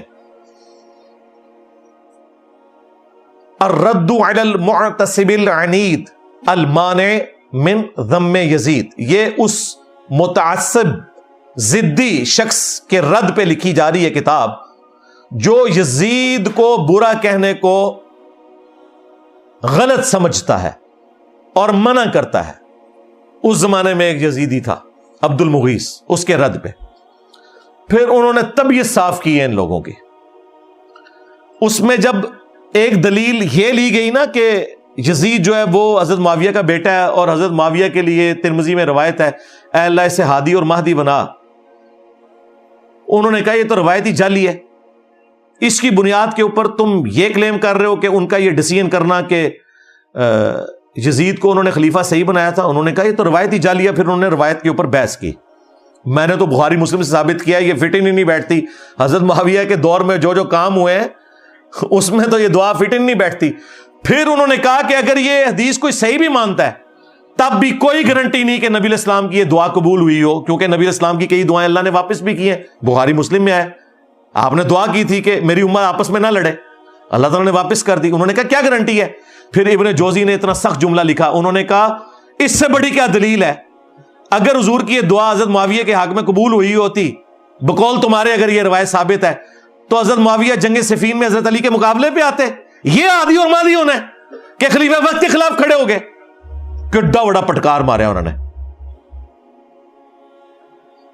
پھر انہوں نے احمد بن حنبل کا قول بھی نقل کیا. جب ان سے پوچھا گیا کہ یزید کے بارے میں آپ کا کیا موقف ہے, انہوں نے کہا یہ وہی ہے جس نے اہل مدینہ کے ساتھ جو کیا. پوچھا کیا کیا؟ کہا ان کا مال لوٹا, انہیں قتل کیا. تو شاگرد نے کہا صحابی کا بیٹا ہے, حدیث لے لی جائے. انہوں نے کہا حدیث کیا, ایک حدیث بھی اس سے نہیں لینی. اسی لیے دیکھ لیں ذخیرہ حدیث میں صحابہ کرام کی اولاد کی حدیثیں موجود ہیں. حضرت معاویہ 40 سال تک حکمران رہے ہیں, 20 سال تک گورنر اور اگلے 20 سال مکمل طور پہ حکمرانی. بیچ میں ایک حضرت علی والا پیریڈ تھا, اس کے بعد 20 سال یہی حکمران رہے نا صلح حسن کے بعد. 40 سال جس کا باپ مسلمانوں کا حکمران رہا ہے, اس کے بیٹے نے ایک حدیث بھی روایت نہیں کی ہے اور نہ محدثین نے اسے نقل کیا, کیونکہ احمد بن حنبل کہتے ہیں اس سے کیا حدیث لوگے. پھر شاگرد نے پوچھا جب یہ یزید نے ظلم کیا اہل مدینہ کے ساتھ تو کون لوگ تھے ان کے ساتھ؟ ان کا اہل شام تھے, جو ہم امیر شام کہتے ہیں. یہ شامی تھے, ایک صوبہ تھا جس نے یہ سارے کا سارا ہنگامہ برپا کیا. تو یہ کتاب اردو زبان میں ترجمہ ہو کے آ چکی ہے, ایک دیوبندی عالم ہے, انہوں نے ترجمہ کیا. میں نے بارہا اس کتاب کا تعارف کروایا. اب نئی پرنٹنگ ہو کے یہ کتاب آ چکی ہے. ہماری ویب سائٹ پہ اس کا PDF بھی رکھا ہوا ہے. کسی نے PDF بنا دیا تھا تو ہم نے وہ اپلوڈ کر دیا, لیکن ہارڈ کاپی بھی آپ کے پاس ہونی چاہیے, وہ آپ منگوا سکتے ہیں. وہ کتاب کا ہم ٹائٹل پیج شیئر کروا دیں گے آپ کو. وہ کتاب پڑھنے سے تعلق رکھتی ہے, اس میں اور کئی چیزیں ہیں جو آپ کے لیے انشاءاللہ اس حوالے سے بینیفیشری ہوں گی. اچھا, اسی حوالے سے نا یہ بیچ میں ایک چوہا چھوڑ دیتے ہیں کہ جی اگر حضرت معاویہ نے اپنے بیٹے کو بنا دیا تو کیا ہوا, حضرت علی نے بھی تو اپنے بیٹے کو بنایا تھا. بالکل جھوٹ, حضرت علی نے کوئی اپنے بیٹے کو نہیں بنایا. مسند ابی یعلا میں, المستدرک للحاکم میں اور کتابوں میں موجود ہے. لوگوں نے حضرت علی کو کہا, کیونکہ زخم لگنے کے بعد وہ کچھ دن زندہ رہے, کہ آپ اپنا خلیفہ کسی کو نامزد کریں. انہوں نے کہا میں تمہیں ویسے ہی چھوڑ کے جاؤں گا جس طرح نبی علیہ السلام چھوڑ کے گئے تھے, تم اپنا خلیفہ خود چنو گے. اور یہ ظالم کہتے ہیں کہ حضرت علی نے حسن ابن علی کو اپنے بعد خلیفہ نامزد کیا. وہ صحابہ کرام نے مشورے سے چنا تھا. اس حوالے سے شیخ البانی نے ایک روایت لی ہے کہ میری امت کا پہلا شخص جو میری سنت کو بدلے گا وہ بنو امیہ سے ہوگا. اور شیخ البانی نے ساتھ پتہ کیا لکھا, یہ وہ شخص ہوگا جو خلافت کو ملوکیت بنا دے گا. تو دیکھ لیں پھر بنو امیہ کا پہلا شخص جس نے خلافت کو ملوکیت بنایا وہ کون ہے؟ حضرت ابوبکر بنو تیم سے, بنو امیہ سے نہیں. حضرت عمر بنو عدی سے, بنو امیہ سے نہیں ہے. حضرت عثمان بنو امیہ سے ہیں لیکن انہوں نے اپنے بیٹے کو نہیں بنایا. اس کے بعد حضرت علی بنو ہاشم سے ہیں. اس کے بعد حسن ابن علی کے 6 مہینے. پھر حضرت معاویہ رضی اللہ تعالیٰ عنہ بنو امیہ سے ہیں, انہوں نے اپنے بیٹے کو بنایا. جی بنایا, وہ ہم آپ کو پہلے بتا چکے ہیں. تو شیخ البانی جو محدث اعظم سعودیہ تھے, اس دور کا امام بخاری ان کو مانتے ہیں, اہل حدیث بھی اور دیوبند بھی اور بریلوی بھی وقت آنے پہ انہیں کوٹ کر دیتے ہیں. انہوں نے اشارتاً کہا کہ یہ وہ شخص ہوگا جو خلافت کو ملوکیت میں بدل دے گا. میری امت میں پہلا شخص جو میری سنت کو بدلے گا. تو یعنی انہوں نے نام لیے بغیر بتا دیا کہ یہ بندہ کون ہے, یزید کے ابا جی. ٹھیک ہو گیا. 5واں جھوٹا دفاع, وہ کہتے ہیں نہیں حضرت علی کا جو اپنا بیٹا ہے محمد بن حنفیہ, اس نے تو بڑی تعریف کی ہے یزید کی. ہم پوچھتے ہیں کہاں لکھا ہوا ہے؟ کہتے ہیں تاریخ میں لکھا ہوا ہے. تاریخ میں اگر 5% باتیں یزید اور ان کے والد کے حق میں ہے نا تو 95% ان کے خلاف ہیں, بلکہ ایمان ثابت کرنا بھی مشکل ہو جائے گا اگر تاریخ تبری کے حوالے ہم نے پیش کیے تو. حدیث سے بات کرو. جی حدیث میں تو اس طرح کی کوئی بات نہیں, آپ کو پتہ ہے ہماری باتیں حدیثوں میں تو نہیں نکلتی. جی ہمیں پتہ ہے, یہی تو ہم رونا رو رہے ہیں, لیکن وہ تاریخ میں تو ہے. جی ہم کہتے ہیں وہ جو تاریخ تم پیش کر رہے ہو وہی پوری پڑھ کے بتا دو. ابن کثیر نے نقل کیا ہے یہ مردود روایت, لیکن یہ روایت پوری نہیں پڑھ سکتے, وہ ان کے گاٹے فٹ ہو جائے گی. اس روایت میں پتا کیا ہے؟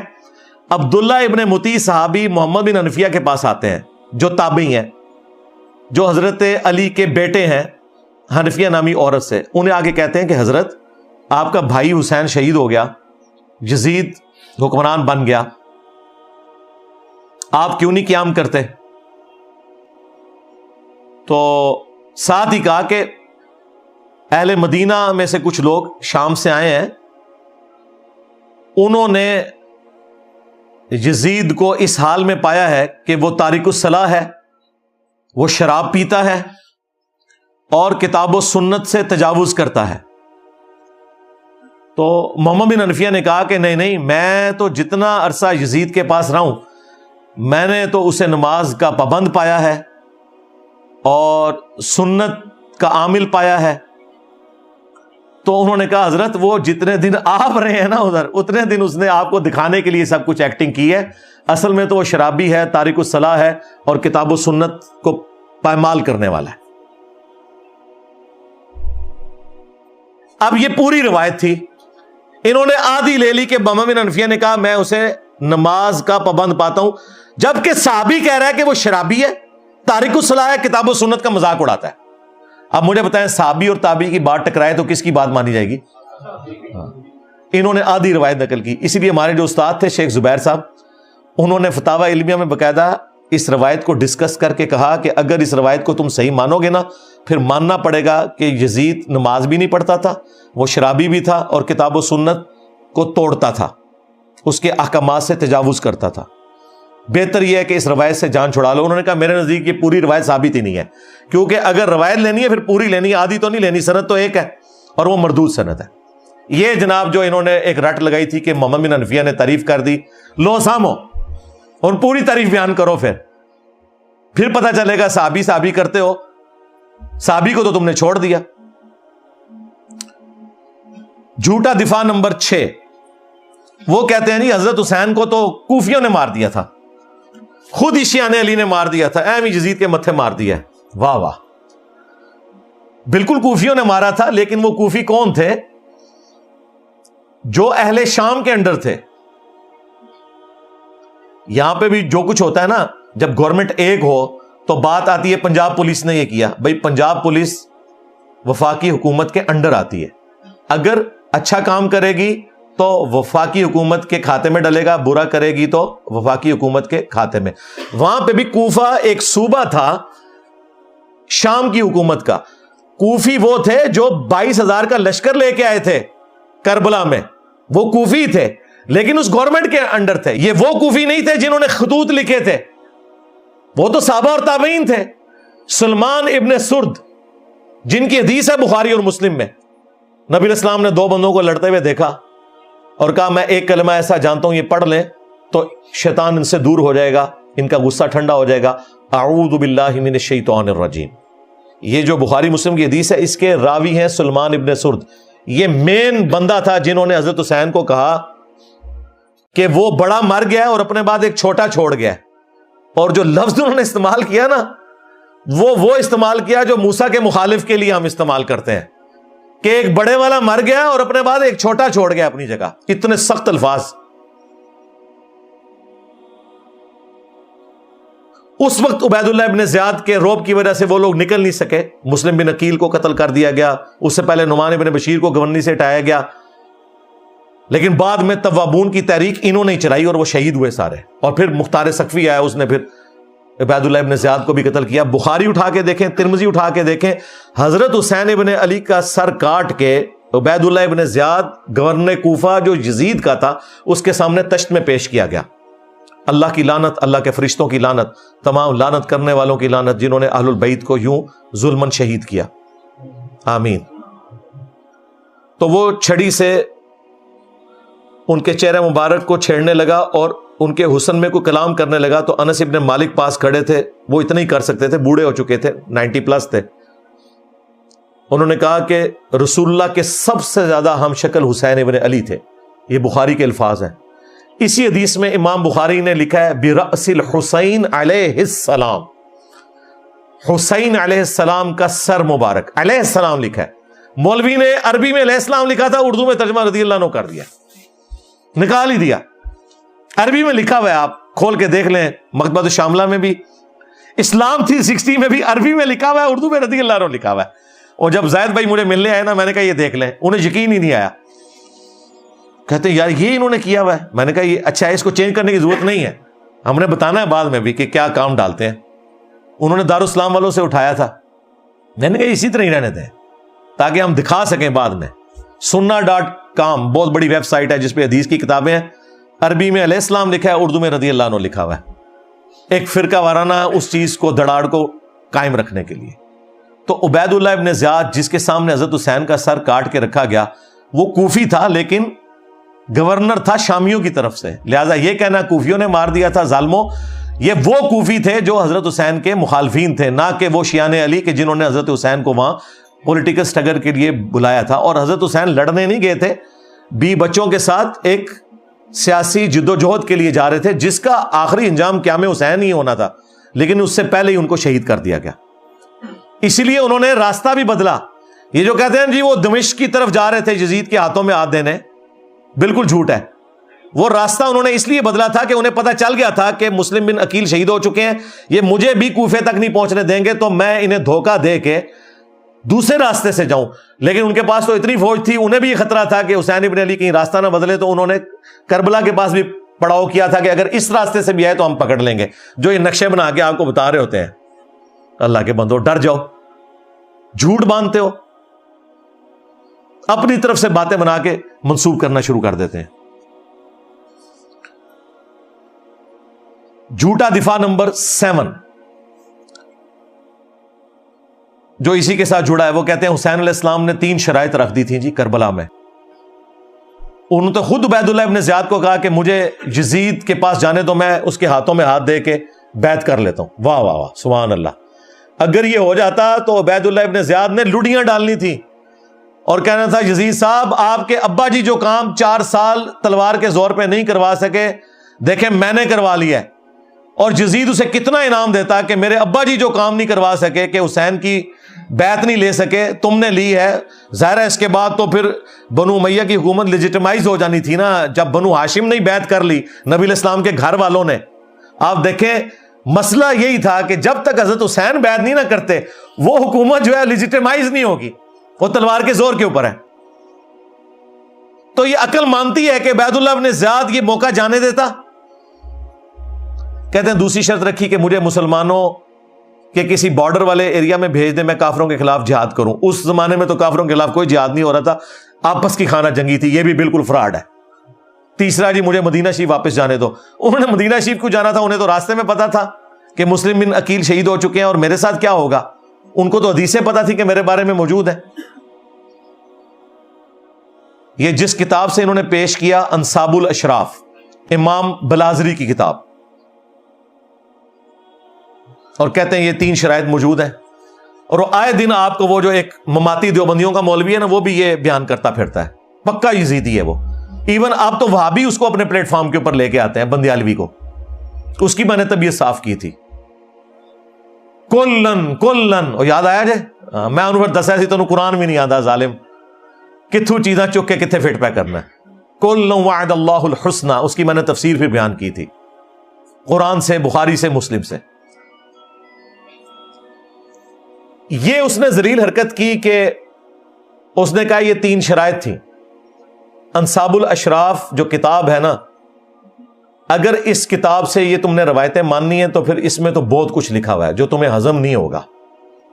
اسی لیے ہمارے استاد شیخ زبیر علی زئی صاحب نے اگرچہ فضائل صحابہ کتاب میں یہ روایت نقل کی انصاب الاشراف سے، اور لکھا کہ اس کی سند حلال بن یساف تک تو درست ہے،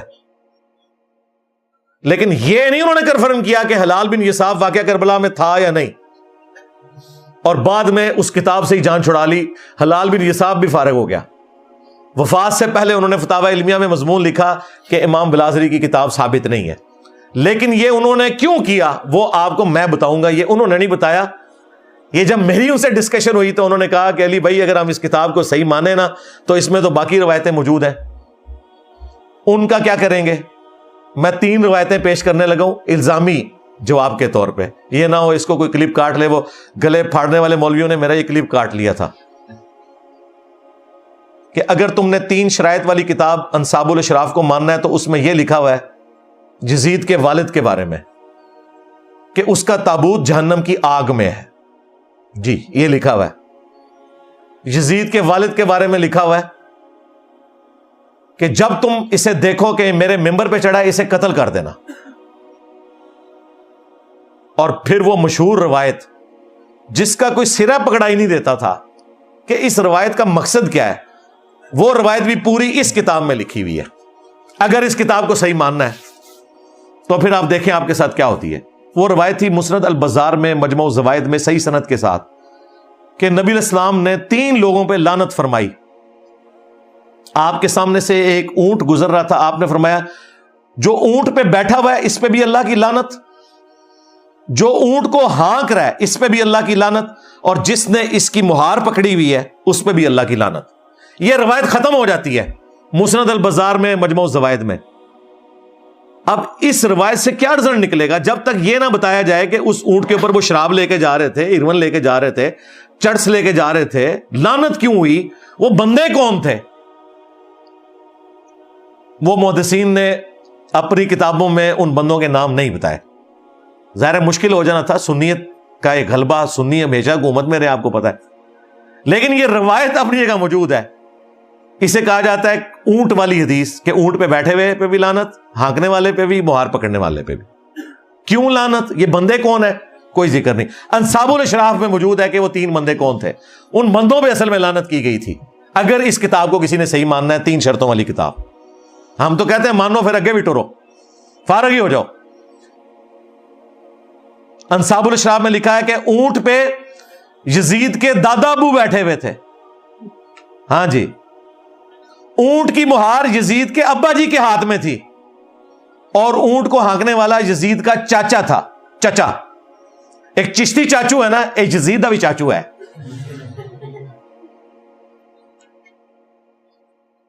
تو اب یہ 3 نام میں نے اس لیے نہیں بتایا کہ وہ پھر کلپ کو کاٹیں گے. میں نے آپ کو اشارتاً بتا دیا کہ اونٹ پہ یزید کا دادا بیٹھا ہوا تھا, مہار اس کے ابے کے ہاتھ میں تھی, اور ہانکنے والا چاچا تھا.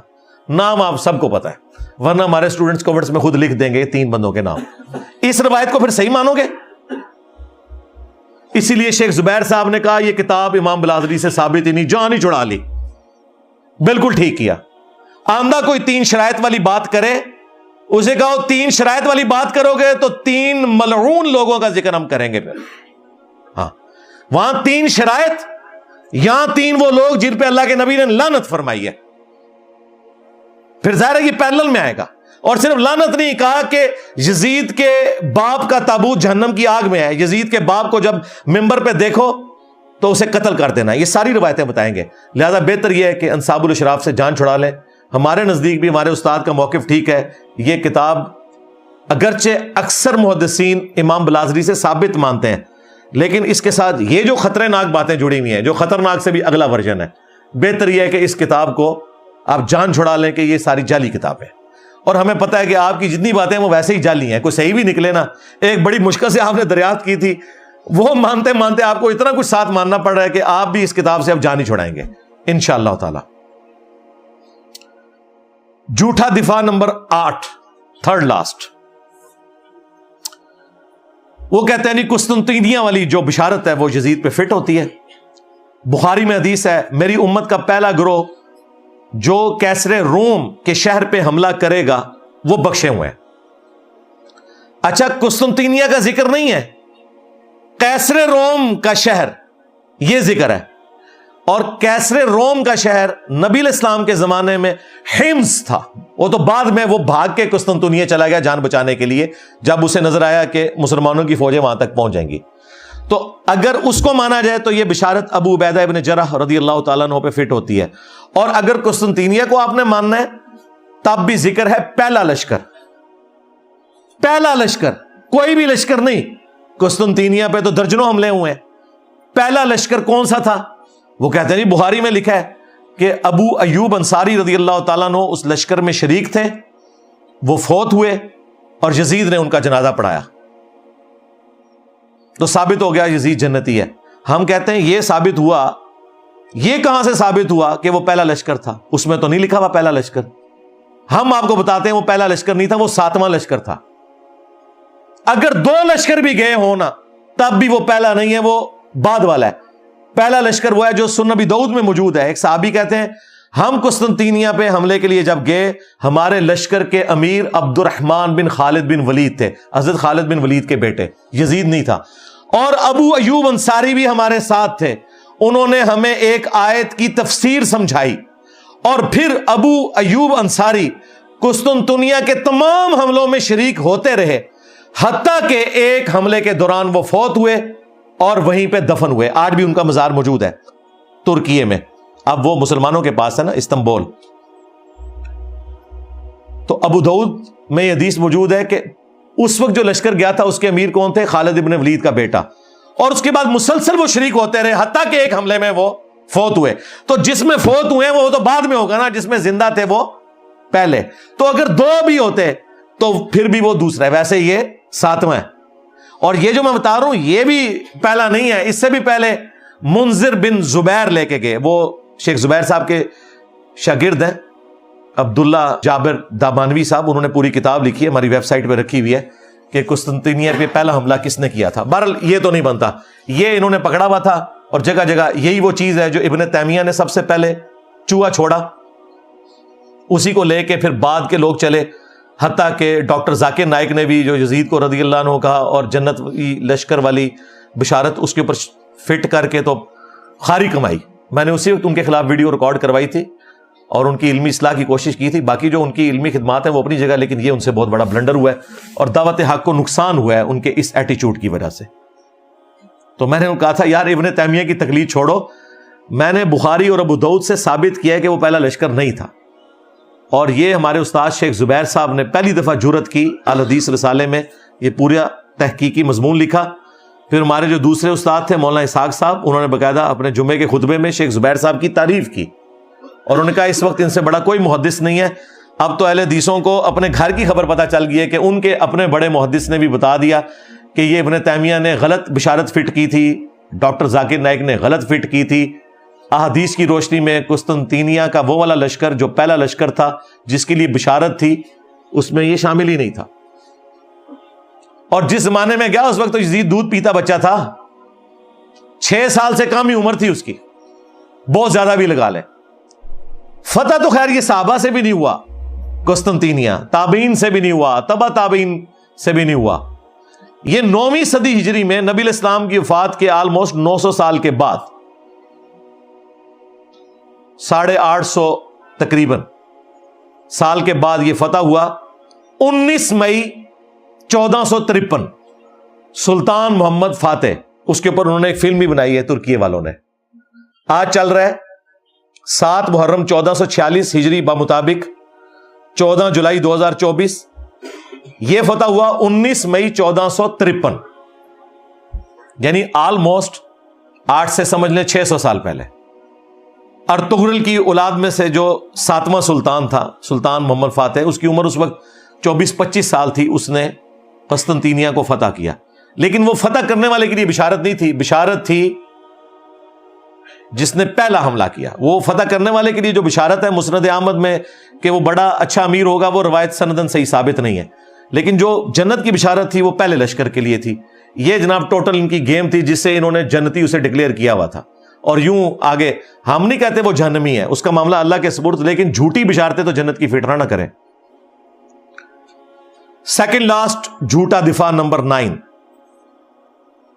کہتے ہیں جی اللہ تعالیٰ چاہے تو یزید کو بخش بھی سکتا ہے۔ دیکھیں کیسے غیر محسوس طریقے سے اس کی جھوٹی وکالت کرتے ہیں۔ کہتے ہیں جی آپ کو کیا تکلیف ہے؟ ہمیں کوئی تکلیف نہیں بھائی، ہم تو کہتے ہیں سارے بخشے جائیں، کوئی مسئلہ نہیں۔ یہ اللہ کا اپنے بندوں کے ساتھ معاملہ ہے، ہمارے ساتھ کوئی اس کا معاملہ نہیں ہے۔ لیکن آپ جھوٹی جنت کی بشارتیں فٹ کرو، یہ بالکل غلط ہے۔ اور دوسرا یہ اتنا آسان معاملہ نہیں ہے۔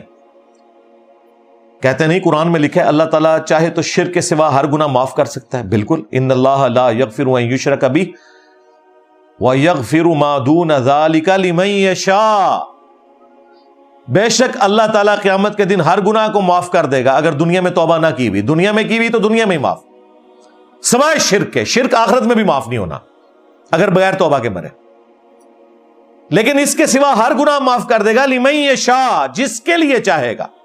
مراد کیا؟ جس کے لیے نہیں چاہے گا نہیں کرے گا۔ شرک کے علاوہ کون سا ایسا گناہ ہے جو معاف نہیں ہو سکتا؟ وہ قرآن میں لکھا ہوا ہے سورۃ النساء میں، جس نے ایک مؤمن کو ناحق قتل کیا اس کی سزا ہمیشہ کی جہنم ہے۔ اسی سورۃ النساء میں جس میں لکھا تھا شرک کے علاوہ ہر گناہ معاف ہو جائے گا جس کے لیے چاہے گا، اوپن لائسنس وہاں بھی نہیں تھا، اسی سورہ النساء میں لکھا ہوا ہے کہ مومن کا قتل نہ حق ہمیشہ کی جہنم ہے. لو سامو. اور ابو داؤد میں اس کو سپورٹیو حدیث ہے کہ نبی علیہ السلام نے فرمایا اللہ تعالیٰ یا تو شرک کو معاف نہیں کرے گا یا قتل نہ حق کو معاف نہیں کرے گا. کیا حسین ابن علی کا قتل نہ حق نہیں ہے؟ کیا یزید نے قاتلین حسین سے بدلہ لیا؟ کوئی سزا دی؟ بالکل نہیں. اس کے جواب میں پتہ کیا کہتے ہیں؟ حضرت علی نے حضرت عثمان کے قاتلین سے بدلہ لیا. یہ بالکل مثال غلط ہے، کیونکہ حضرت عثمان حضرت علی کے دور میں تو شہید ہی نہیں ہوئے. وہ تو اپنے گورنروں کی وجہ سے شہید ہوئے اپنے دور خلافت میں خود. اس پہ میری تفصیلی ویڈیو دیکھ لیں حضرت عثمان کیوں شہید ہوئے. انہوں نے آپ کو ایک جعلی بات بتائی تھی، عبداللہ بن سبا تھا جس نے سارے صحابہ کو نعوذ باللہ گمراہ کر دیا، جس کا نام بخاری سے لے کے ابن ماجہ تک دنیا کی کسی حدیث کی کتاب میں جو مین کتابیں ہیں نام بھی نہ آئے. عبداللہ بن سبا یہ حضرت علی کے دور میں آیا تھا، جسے حضرت علی نے قتل کروایا. حضرت عثمان کے ساتھ کوئی لینا دینا نہیں تھا. حضرت عثمان کی شہادت تو بنو امیہ کے گورنروں کی وجہ سے ہوئی، جو بخاری مسلم میں موجود ہے. وہ آج ٹاپک نہیں. پچھلے دنوں جب ایک بریلوی نما رافضی نے حضرت عثمان کی توہین کی تو میں نے تفصیلی ویڈیو ریکارڈ کروائی تھی حضرت عثمان کیوں شہید ہوئے، وہ آپ دیکھ لیں. وہ بخاری مسلم سے میں نے ثابت کیا، بنو امیہ کی لکھی ہوئی تاریخ سے نہیں، نہ صلاح الدین یوسف نے جو جھوٹ لکھے ہوئے ہیں اس کی بنیاد کے اوپر بخاری مسلم سے ثابت کیا. تو یہ بالکل غلط اینالوجی ہے.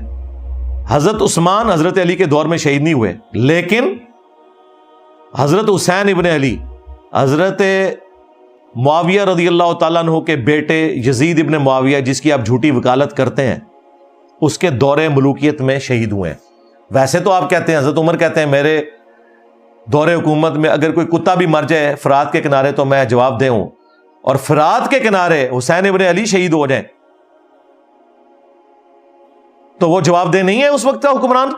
مسند احمد میں حدیث ہے، مولا علی جنگ صفین سے واپسی پہ نہروان جاتے ہوئے جب نینوا نامی جگہ سے فرات کے کنارے گزرے تو کہا اصبر یا ابا عبداللہ، اے ابو عبداللہ صبر کرنا صبر کرنا صبر کرنا. تو وہ ساتھ جو غلام تھا اس نے کہا آپ کس سے باتیں کر رہے ہیں؟ تو اپنے تخیل میں آپ بات کر رہے تھے، اپنے دکھ کا اظہار کر رہے تھے. تو ابو عبداللہ حضرت حسین کی کنیت تھی، وہ ان کو مخاطب کر رہے تھے. پھر انہوں نے کہا کہ میں ایک دن نبی علیہ السلام کے پاس حاضر ہوا اس حال میں کہ حضور نے حسین کو اپنے ہاتھوں میں اٹھایا ہوا ہے، آپ کی آنکھوں سے مسلسل آنسو جاری ہیں. میں نے کہا میرے ماں باپ آپ پہ قربان، آپ کو کس نے غمگین کر دیا؟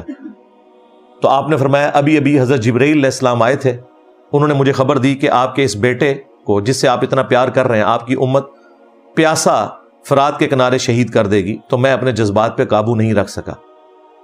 پھر میرے کہنے پر حضرت جبرائیل نے ہاتھ مار کر کربلا کی سرخ مٹی بھی مجھے لا کر دکھائی.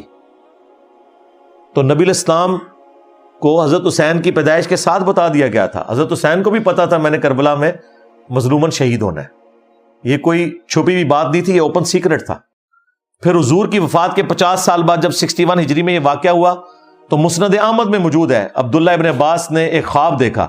یہ کسی وہابی کا خواب نہیں ہے، کسی بریلوی کا خواب نہیں، دیوبندی کا نہیں، یہ صحابی کا ہے جو نبی اسلام کی شکل کو پہچانتا ہے، جس کے لیے گارنٹی ہے کہ اس شکل میں شیطان نہیں آ سکتا. دوپہر کے وقت کہتے ہیں میں نے دیکھا نبی اسلام کے بال بکھرے میں گرد آلود ہیں، ہاتھ میں خون کی ایک شیشی ہے. میں نے کہا یا رسول اللہ میرے ماں باپ قربان، آپ کی یہ حالت کس نے کر دی؟ تو نبی اسلام نے کہا کہ میں صبح سے حسین اس کے ساتھیوں کا خون جمع کر رہا ہوں کربلا میں. یہ ایک تمثیلاً ایک خواب دکھایا گیا، یہ نہیں کہ نبی اسلام وہاں پہ موجود تھے، یہ تمثیلاً ہے. کہتے ہیں میں گھبرا کے اٹھا، میں نے وہ تاریخ اور دن نوٹ کیا اور کتنے عرصے بعد خبر آئی، کیونکہ اس زمانے میں میڈیا تو نہیں تھا، کہ 10 محرم الحرام 61 ہجری میں حسین ابن علی کو ان کے ساتھیوں سمیت کربلا میں شہید کیا گیا. نبی علیہ السلام اپنی وفات کے بعد بھی تمثیل کے طور پہ اللہ تعالیٰ نے دکھایا کہ حضور کا دل دکھا ہوا ہے جو کچھ حسین ابن علی کے ساتھ ہوا. اور مزے کی بات آپ کو بتاؤں، یہ حدیث شاہ اسماعیل دہلوی جو وہابیوں کا امام ہے، دیوبند اور اہل حدیث کا، جس طرح بریلویوں کے لیے عام مذہب بریلوی ہے، اس نے اپنی کتاب تقویت الایمان کے ساتھ جو تذکیر الاخوان لکھی نا، اس میں انہوں نے یہ حدیث مسند احمد کی لکھی اور لکھا یزید پلید. یہ آج یزید کو رضی اللہ عنہ کہتے ہیں, ان کا ابا کہتا تھا یزید پلید. اور یہ حدیث لکھ کے انہوں نے کہا کہ یہ حدیث اس بات پر گواہ ہے کہ نبی علیہ السلام جنتوں میں اپنے حسین کی شہادت پہ غم زدہ ہیں. یہ کس نے لکھا؟ اسماعیل دہلوی نے. اس حدیث سے یہ رزلٹ نکالا انہوں نے, اور یہ پچھلے کیا کر رہے ہیں ریالوں کے چکر میں. تو یہ تکلیف دہ چیز جو امت کو جس نے دو ٹکڑے کر دیا, آج تک امت جڑ نہیں سکی. الحمدللہ ہم نے کوشش کی ہے قرآن و سنت کی روشنی میں ان چیزوں کو پبلک کے سامنے رکھیں اور لوگوں کو یہ پتا چلے کہ حق بات کیا ہے. باقی یہ زبردستی دھکے کے ساتھ چیزوں کو ثابت کرنا یہ بالکل ظلم والی بات ہے. مجھے یہاں پہ وہ قول یاد آیا ابراہیم نخعی کا, جو بخاری مسلم کے راوی ہیں, تابعی ہیں. وہ کہتے ہیں بالفرض اگر میں دنیا میں قاتلین حسین میں شامل ہوتا اور قیامت کے دن اللہ تعالیٰ میری بخشش بھی کر دیتا, میں جنت میں بھی پہنچ جاتا, تب بھی میں جنت میں رسول اللہ کا سامنا نہیں کر سکتا تھا کہ کہیں حضور مجھ سے پوچھ ہی نہ لے کہ دنیا میں تو میرے حسین کے قاتلین میں شامل تھا. یعنی دیکھیں, حالانکہ جنت میں سب کچھ بخشش کے بعد بھی پہنچ گئے نا. جو غیرت مند ہے نا, یہاں تو کہہ رہے ہیں جی اللہ چاہے تو بخش دے. جو کہہ رہے ہیں کہ اگر ہم بخشے بھی جائیں نا, یہ کہتے ہیں نا اللہ چاہے تو یزید کو بخش دے, ہم کہتے ہیں ہمارا کوئی لینا دینا نہیں کہ اللہ اور بندے کا معاملہ ہے. لیکن جو غیرت مند لوگ ہیں وہ کہہ رہے ہیں ہمیں بخش بھی دیا جاتا نا اس عمل کے سبب, تب بھی ہم رسول اللہ کا سامنا نہیں کر سکتے تھے جنت میں, کہیں حضور پوچھ ہی نہ لے کہ تو دنیا میں میرے حسین کے قاتلین میں شامل تھا. یہ قول ابراہیم نخعی کا, جو بخاری مسلم کے راوی ہیں, حضرت امام حنیفہ کے دادا استاد ہیں. المعجم الکبیر طبرانی میں ان کا قول صحیح سند سے موجود ہے. غیرت مند لوگ ایسے ہوتے ہیں, ابراہیم نخعی جیسے. 50 ہجری میں پیدا ہوئے ہیں, 96 ہجری میں فوت ہوئے ہیں, صرف 46 سال ان کی عمر تھی, لیکن اہل بیت کے چاہنے والے تھے, بخاری مسلم کے راوی ہیں. حنفیت پوری ان کے اوپر ڈیپینڈنٹ ہے, کیونکہ یہ آگے سے ایک واسطے سے عبداللہ ابن مسعود کے شاگرد ہیں, تو وہ اپنے آپ کو ان کے ذریعے منسوب کرتے ہیں. یہ چیزیں بھی ان کی پھر لیں نا آپ.